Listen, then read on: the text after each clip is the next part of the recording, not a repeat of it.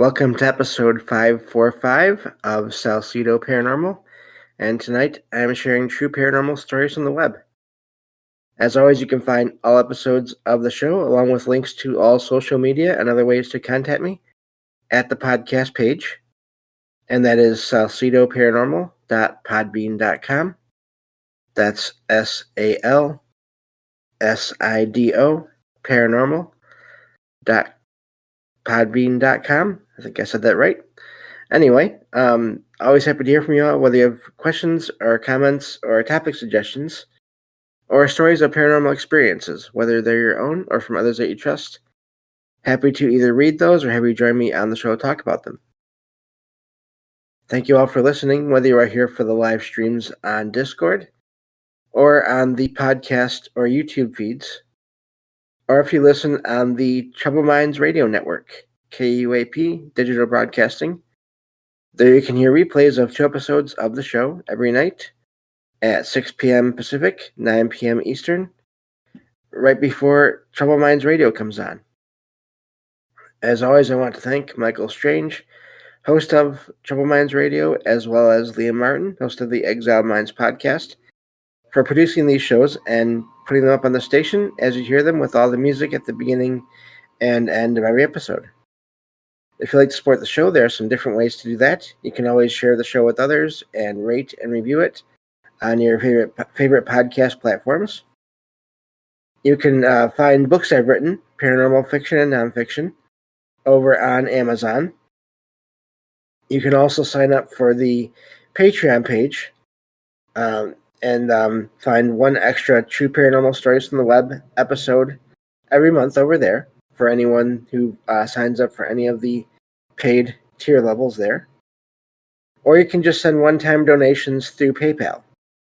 Help is never expected, but always appreciated, as there are expenses in making these shows, from equipment to research materials to travel expenses in some cases. And I think that takes care of all that. Starting somewhat not new schedule, but expanding, I guess you could say.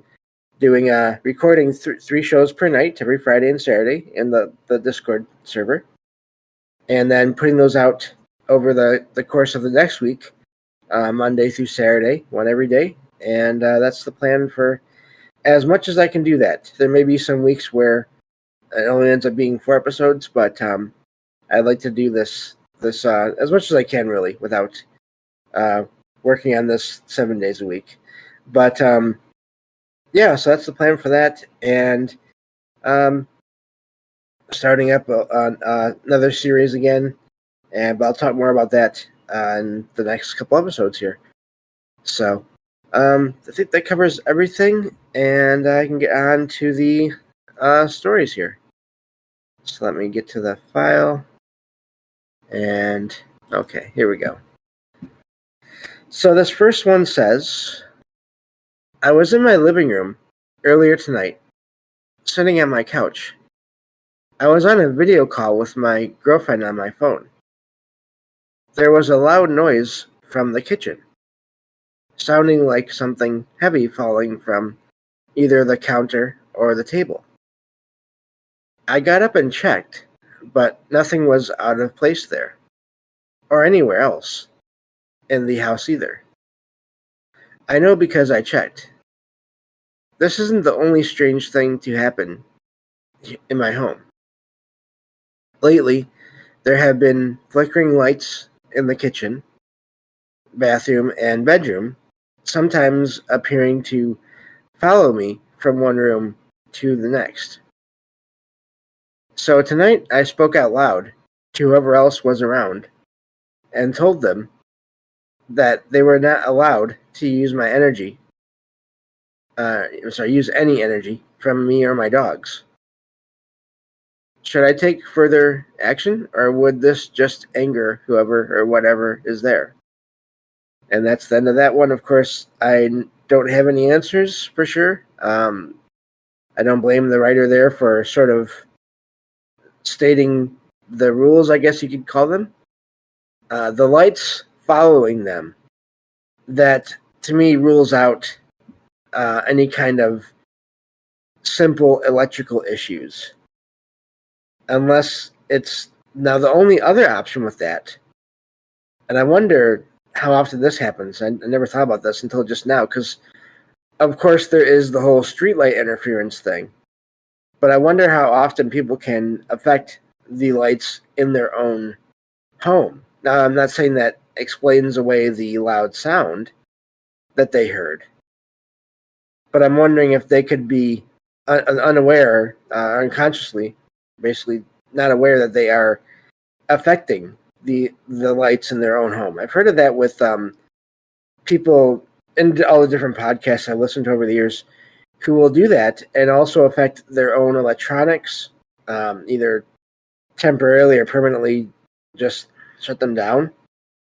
In rare cases, I'm just wondering how much of that is the person writing that in, or if it is someone else or some other entity. It's hard to say for sure, obviously, but I wonder how much of that is them and how much is outside of them. But again, I have no idea. And yeah, that sounds like there's some activity there. Again, what is causing it is hard to pin down as usual.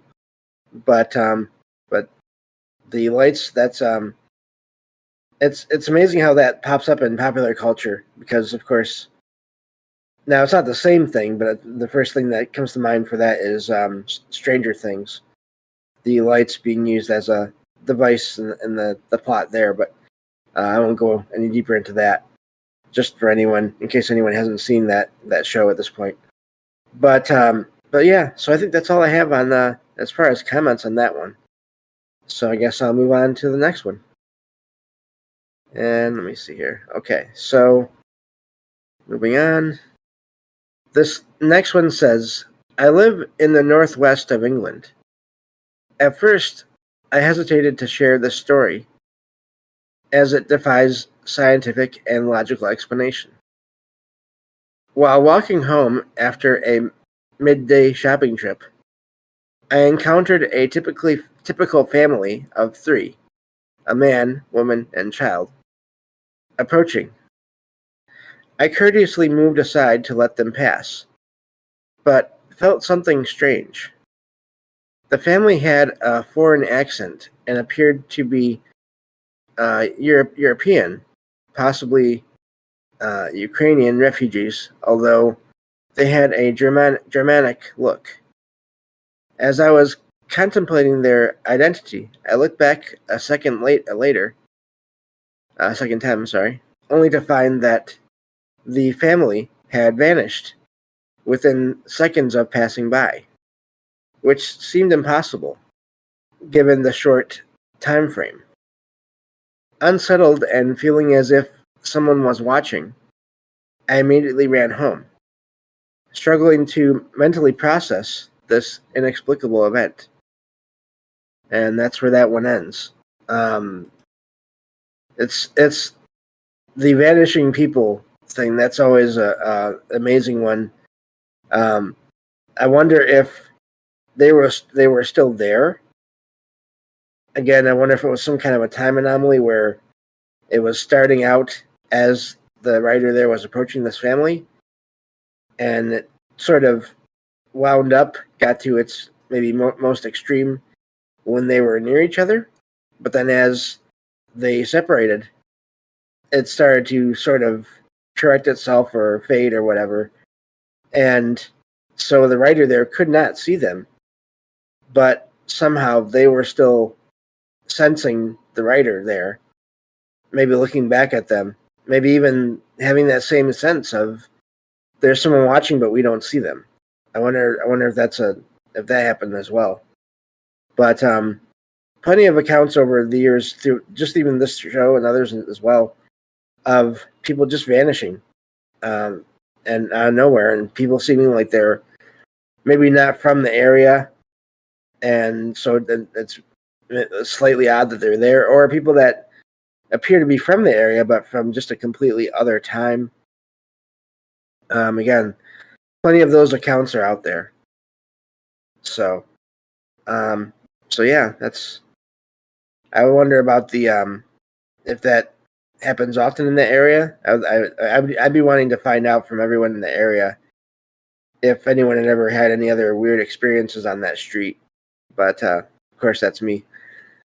I don't know if I'd be able to do that because, again, I have plenty of weird stuff happen to me around here, but I don't really feel comfortable enough to go out there and start asking around if anyone else in my area has similar experiences. So I'm not saying that's easy to do all the time, but so anyway, moving on to the next one here. Let's see.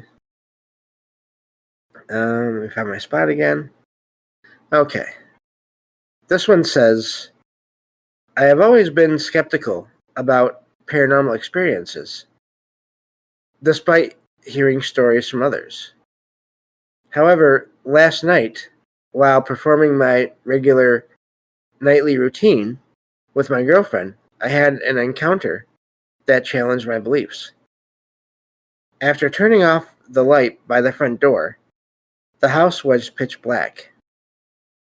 But my girlfriend turned on the light in our bedroom, illuminating the hallway.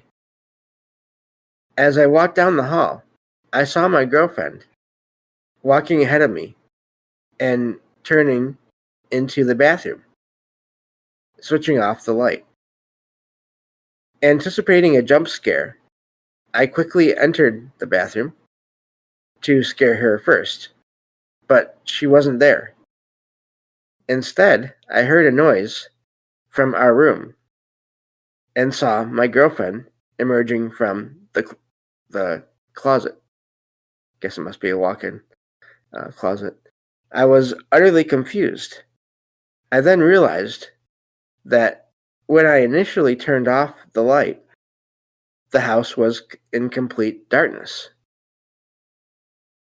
meaning the bathroom light had never been on, despite what I had just witnessed. I shared this experience with my girlfriend, who believed me due to her own past encounters, marking this as my first paranormal experience. But what exactly did I see? And that's where that ends. I have no idea. Again, some possible alternate universe version of what was going on. I think this is a possibility there. The bathroom light, it seems like it must have turned on just as the writer's girlfriend there turned on the light in the bedroom. Otherwise, the writer would have seen the bathroom light on. That would have been the first light to go on, I would guess, if I'm reading that correctly.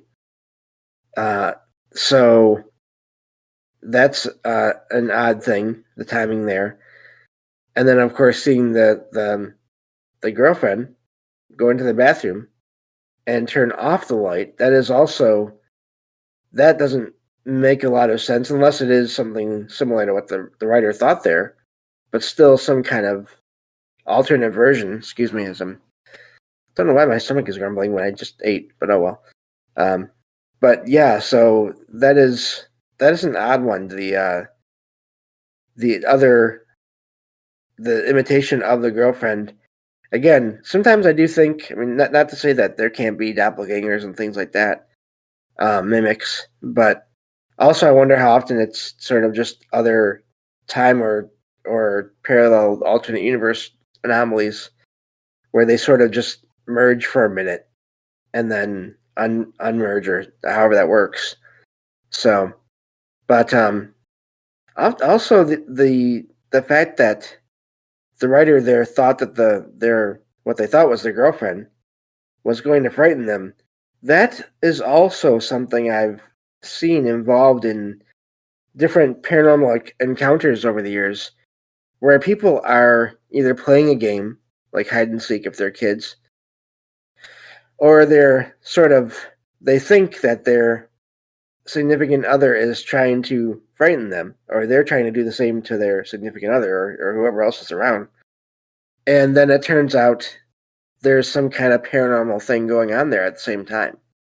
Almost as if some other out there is interacting almost like they're playing along or playing as well. That is not the first time I've heard of that. So it's harder to sort of.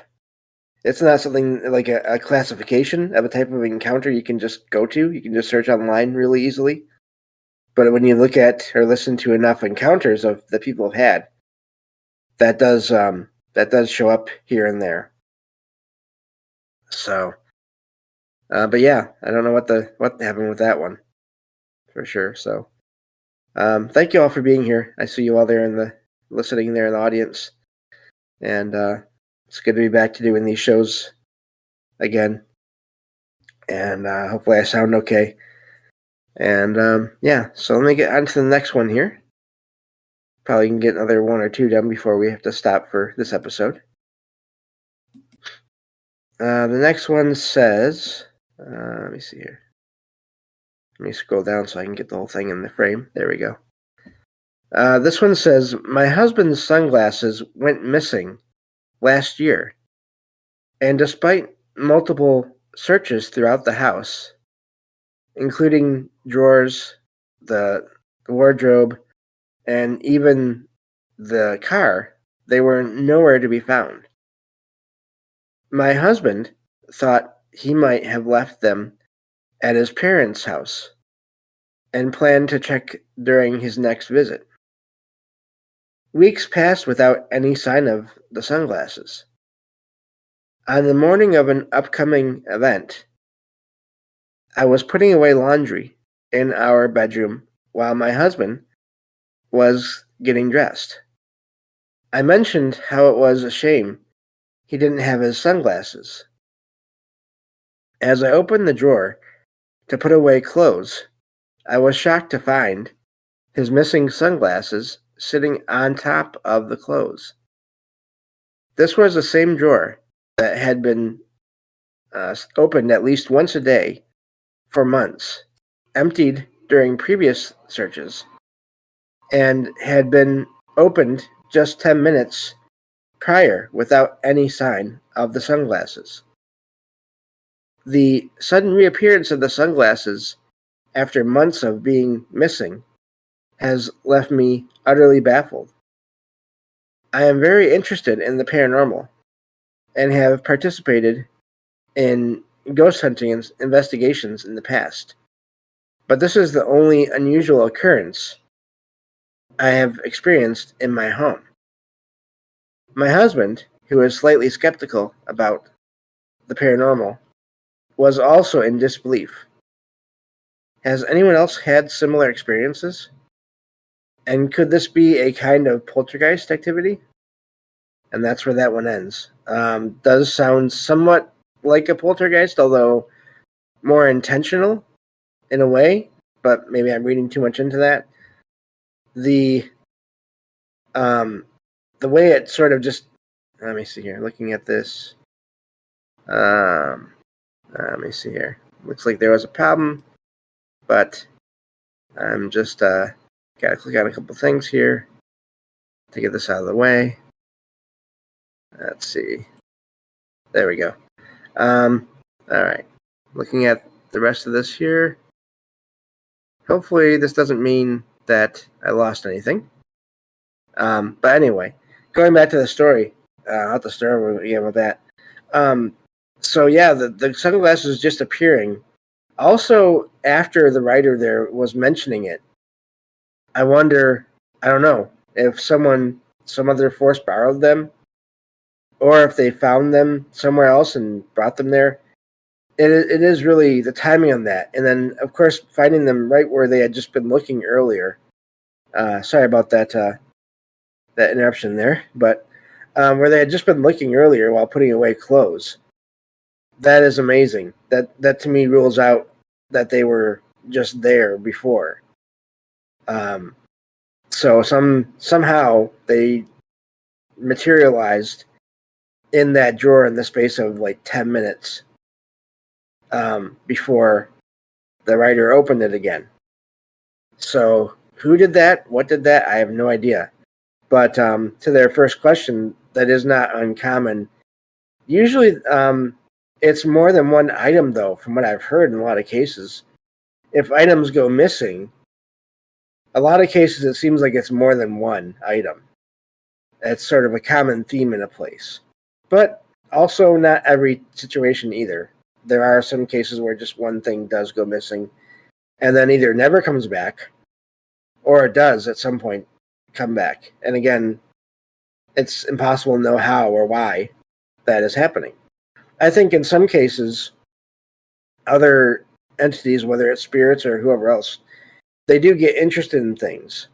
I think that's a possibility. I think I had that before with my own apartment here, and where I had my phone was sort of misplaced or moved or something, and then put back in a different place where it had been than it had been before. So let me see here. So yeah, I don't know, but I'll just tell that story. I think that would be a good way to end this episode here, because it's just there's only a few minutes left here. And this was one of those things that happened in my place not long after I moved in. I have I used to have my beds in my bedroom, but eventually I moved out into the living room because I just liked having more space and being closer to all my stuff. But at the time I had the bed in the bedroom, and I went to bed. I put the phone on my cell phone on the table next to the bed when I laid down that night. Next morning I got up and I could not find my phone. And I knew where I had set it, and I felt around and looked around on the floor, and it wasn't there. Well, later on I was sorting through my clothes, and I had a pair of pants that was, because I don't always put them things right where they're supposed to go. I kind of store them in convenient places for me. I had a pair of pants that was under the bed, just under the bed. And I found the phone in one of the pants pockets under the bed. So obviously the phone could not fall from the table and then go directly into the pocket of a pair of pants that was folded and under the bed. I don't know how that could have happened. So I think, and I wonder how often this happens, especially if it's if it is a spirit from a different time. I wonder how often they get curious about technology from what is to them, would have been to them when they were alive, the far future. And they sort of somehow manifest enough energy to sort of pick it up and take a look at it. And where does it go, of course? Does it vanish when they're doing that? In some cases, it seems like it does. And then, of course, they put it back in my pants pocket. So I don't know how that works, but it happened. And that's just my own experience with that. There's plenty of other stories you can find online about objects vanishing and reappearing in different places and in ways just like the sunglasses where they can't be explained. I do think sometimes it is possible that it's not someone doing things intentionally. There's just weird anomalies in reality where things can vanish and then reappear. But I also think there's other times where it is someone that is, for whatever reason, manipulating objects and maybe taking them and putting them back. So, but that's all the time we have for this episode. Thank you all for listening, and I will talk to you all on the next episode of Salsidoparanormal. Take care.